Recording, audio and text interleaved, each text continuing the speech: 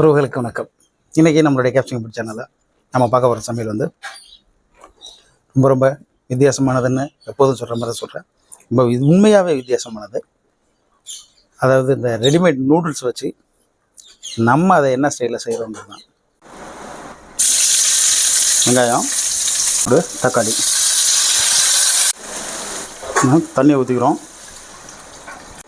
தண்ணி நல்லா சூடு ஏறி கொதிக்க ஆரம்பிக்கிட்டோம். இந்த நேரத்தில் நம்ம வச்சுருக்க அந்த நூடுல்ஸை இதுக்குள்ளே அப்படியே இறக்கி விட்டுடலாம்.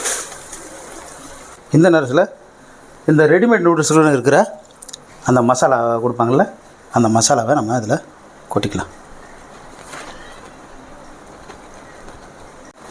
நூடுல்ஸு ரெடி ஆகிடுச்சு. இந்த நூடுல்ஸை நம்ம வேறு ஒரு பாத்திரத்துக்கு மாற்றிடுவோம். இப்போ வேறு ஒரு பாத்திரத்தை வச்சுருக்கோம். இதில் கொஞ்சம் எண்ணெயை ஊற்றி இந்த முட்டையை பொரிச்சு எடுக்க போகிறோம். கொஞ்சமாக லேசாக உப்பு போட்டுக்கலாம். லேசாக அதில் பெப்பர் தூள் போட்டுக்கலாம். முட்டையை நல்லா இதுமாரி பொரிச்சு எடுத்துகிட்டு வேறு ஒரு பாத்திரத்துக்கு மாற்றிங்க. மறுபடியும் அதே பாத்திரத்தில் நம்ம எண்ணெயை ஊற்றிக்கலாம். பீன்ஸை போட்டுக்கலாம். முட்டைக்கோஸு, கேரட், இந்த சில்லி சாஸ் ஊற்ற போகிறோம். டொமேட்டோ சாஸு, சோயா சாஸு, கொஞ்சம் உப்பு போட்டுக்கலாம்.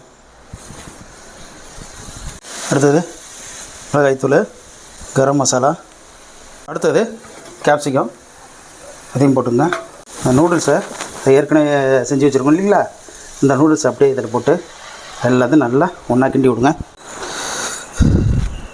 இப்போ நம்ம இதில் சிக்கனை போட்டுக்கலாம். பெப்பரை போட்டுக்கலாம். ரெடி ஆகிடுச்சு. இப்போ நம்ம இறக்கி அதை டேஸ்ட் பார்க்கலாம்.